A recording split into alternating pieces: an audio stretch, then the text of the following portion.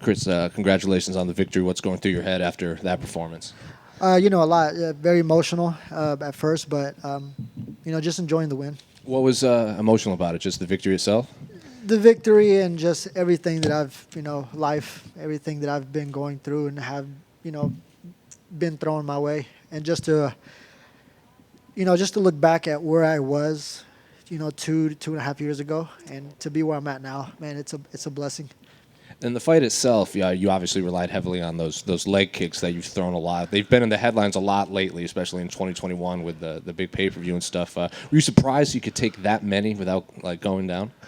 First, let me clear one thing up, man. I've been throwing those leg kicks for years, and when I got with Coach Mark, man, he just helped me precisely deliver them so where I'm just not throwing them as hard, but they're just as effective. And so a big credit to, Coach Mark and the team for just helping me fine-tune that. And then I think round one, you connected with that head kick. And if you had more time, do you think you could have finished that fight? Because I know it was like right at the end of round one. I didn't even know what happened. I didn't even know what I hit him with. And the coach was like, yo, you hit him with a head kick. And I was like, oh, shit, that's dope. But, yeah, I'm sure if I would have had it was like 10 seconds left when I did that. And, he was game. He wasn't going to just give up so easily. So, yeah, if I would have had like 20 seconds left, I think I would have got him out of there. And then round two, you threw up a heel hook, I think, when you were on the ground. Was that close at all, or was it? What? No. I got the best instructors, Professor Busy and Coach Scotty and everyone at the gym, man. They're just they're savages, and so I train with that every day, and it's nothing that I've never seen. So I was actually like, oh, you really want to play this game with me? And you saw how that went with them. And finally, what's next for you? What do you want the rest of your 2021 to look like moving forward? Just keep climbing the ladder, just keep going up, I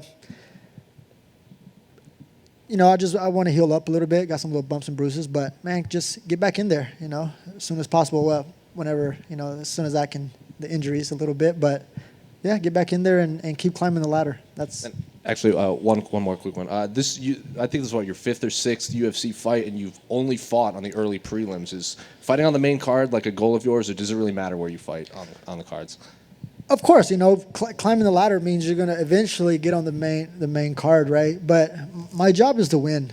That's ultimately my goal and my job. It's just to win, and that's all I can keep doing. So where they place me at, I'm sure that's not going to be there. I won't be there forever. But until then, man, I'm having fun, and I just got to keep winning. Thank you. Horacio, I don't know if you can answer in Spanish. Is okay? Claro que sí. Okay. Just since you are coming from Latin America, Colombia, and Guatemala, why you're called El Guapo? What's the mean, for Latin American culture, that name? Claro que sí, El Guapo, pues mírame, no te creas, es un apodo que me pusieron hace mucho tiempo atrás, pero y el apodo se quedó y pues ahí me quedé con el nombre.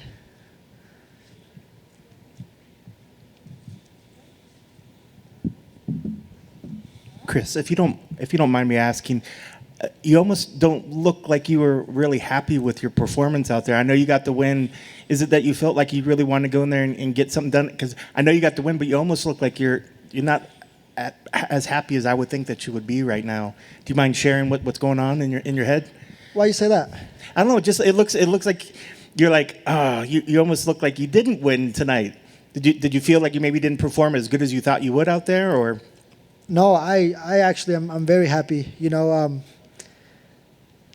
I'm very happy with the win. I was able to knock some fears out that I had, and I was able to impress myself today, and that's what my objective was today, was just to go in there and not really try to impress anyone else or just try to get the win for anyone else, but for me, because ultimately I'm in there. I'm the one fighting. I'm the one taking the hits and everything. So I got to be able to do that for me first before I can do that for anybody. And I was able to impress myself today, so I'm happy. Of course, I wanted to finish, but I impressed myself, and I'm happy with Okay, how it went. I'm sorry I read that wrong, but I'm glad to hear that you're happy.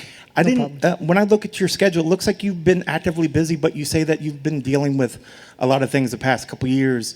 Do you mind sharing some of the things that were going on? I'm sorry, I don't know some of these Yeah, details. I mean, it's no secret, you know. I'm going through like a really bad custody battle. You know, I haven't seen my son in 2 years, and I'm just trying to be in his life, you know. But that's all it is, you know. When you got something that's yours and it gets taken from you, you know, what do? You just, you know, every obstacle that comes my way, I try to face it, and I have. And you know, to be able to not to have something that's yours, you know, taken from you, like I said, it hurts. But my job for right now is just to be as the best I can be, successfully inside and outside. So, you know, there will be a day where we will reunite, and I can give him, you know, a really good life, and a life that I never really had. So that's my goal. That's my dream. Thanks, brother. I hope for that. Thank you. Come on, guys. Let's get the questions going. Let's go. Well, I got one in the back, and so you're starting to smile now. So you're getting ready to celebrate. What do you do once you leave here? A really hot shower, and then, you know, just be with my coaches. You know, we're a family, and so I'm not really big on like, you know, going out to like a party or something. You know, just being with my coaches and just calling my family. You know, and just connecting with them. That's to me, that's my celebration. That's my party. But I do want like a sundae. I want like an ice cream. I'm just craving that so bad. What flavor?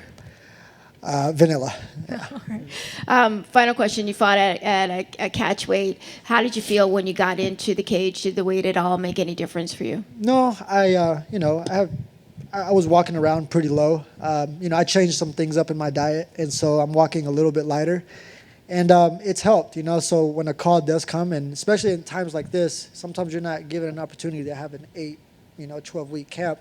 Sometimes it's like, yo, you know, you fight next week, you want it, yes or no? Yeah, okay, your weight's low, let's do it. So. Hey, Chris, over here, you talk about, you know, going through the custody battle. That was actually a point that was made on the broadcast, is that both you and Andre are going through that. That's quite personal business. You know, were you good with the fact that, you know, your business is out there like that when the focus is on your fight? You know, it's not so much as me, like, I'm just trying to bring awareness to it, you know. A lot of people are scared to talk about it, and I'm not bashing anyone. You know, these are things that I'm going through in my personal life. Not one time have I bashed anyone. I'm just calling it how I see it, you know. If your kid was taken from you, how would you feel? You know what I mean? That's what it is. And so it's out there. It's no secret. And you know, Andre is going through the same thing. And as a man and as a father, I feel for him on that aspect. So that's one thing that we relate. I've reached out to him, you know, before we even were scheduled to fight. Like 2 years ago, I reached out to him. I was like, hey, man, like, you know, I'm sorry for what you're going through. I'm going through the same thing. Keep your head up. And, you know, like I said, as a man, as a father, I respect him in that aspect because he's still trying to be in his son's life too. So props to him for that too as well, for not giving up. Because a lot of men give up on their kids, and it's, you know, for whatever reason they do, I'm not. Thank you. Thank you. Horacio, you represent Colombia and Guatemala in the octagon. You know, both countries, they don't have any MMA culture so far. So how do you feel to represent both countries in UFC? Pues, English or Spanish? Spanish. Pues llegué a hacer historia para el país de mi mamá, Guatemala. Llegué a ser el primer guatemalteco que se entra en el UFC. Entonces, para mí es un orgullo poder hacer historia en eso. Y nomás, para eso les enseño a los niños, como dicen allá, ¿verdad? Los patojos, que no importa de donde uno venga, de donde uno sea, uno puede lograr lo que sea. Claro que va a ser duro, pero tiene que tener la mente bien duro y tiene que enfocarse y puede llegar lejos, donde sea lo que sea.